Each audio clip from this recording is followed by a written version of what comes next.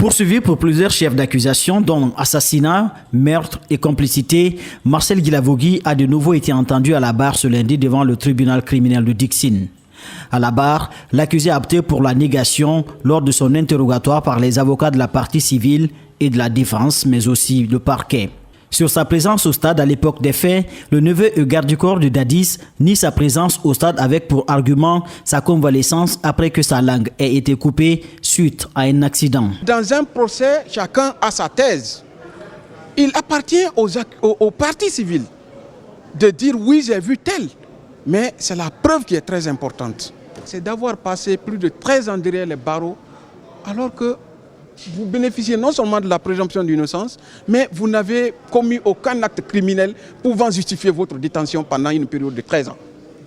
Pourtant, des témoignages concordants font état de votre présence au stade, insiste un membre du parquet qui s'appuie sur les dépositions de François Sénéfal, Jean-Marie Doré, Toumba Diakité, le colonel Tchekbro et le général Bafoui. C'est étonnant, répond l'accusé, qui dit subir un règlement de compte à cause de sa proximité avec le président Dadis. Tel que les choses se présentent, j'estime que la Cour, le tribunal, avant d'entrer en condamnation, comprendra que M. Marcel Guilavogui ne va pas être convaincu. Mais si le tribunal est convaincu que les faits qu'on lui reproche, effectivement, c'est lui qui a eu à les commettre, soit de sa propre personne, ou à soutenir matériellement, ou en tout cas à assister pour la commission de certaines infractions, ce qui est évident, c'est que le tribunal criminel va entrer en condamnation contre lui.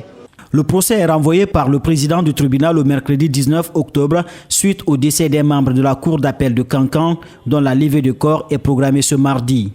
Les cours d'appel de Conakry et de Kankan ont unanimement décidé de surseoir à toutes les audiences pour la journée du 18 octobre en signe de compassion. L'hôpital Saint-Gabriel. Le premier arrêt de la mission conjointe d'évaluation des systèmes sanitaires ce lundi matin.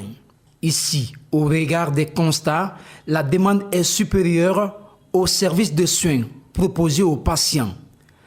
La déventure, comme dans les salles d'attente, les patients et gardes-patients sont exposés à d'autres maladies en lieu et place de se faire soigner, sous une chaleur exécrable.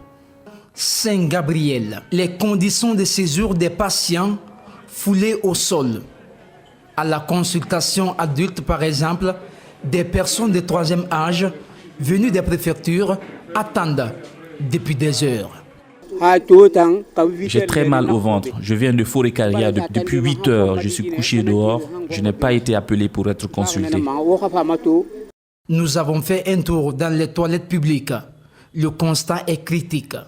Des lits exposés dans tous les coins du centre.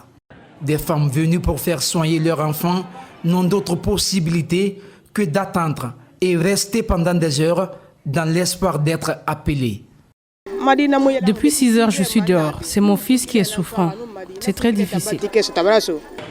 À Ignasdine, l'un des plus vieux hôpitaux du pays, les bâtiments sont vieillissants. À l'intérieur des salles d'hospitalisation, des conditions de prise en charge restent à désirer. Pour toute la structure, un seul extracteur d'oxygène. Comme nous sommes un pays sous-développé, nous avons des faiblesses à remonter au niveau de l'atelier pour que les recommandations suivent. Il y a des réformes qui sont engagées, surtout au niveau des hôpitaux. Donc ils sont venus accompagner cela, notamment au niveau des urgences, notamment au niveau du management des hôpitaux. À Ignasdine, la première impression est l'état piteux des toilettes destinées au personnel médical. Des conditions hygiéniques qui laissent à désirer et mettent en péril la santé des employés, mais pas seulement.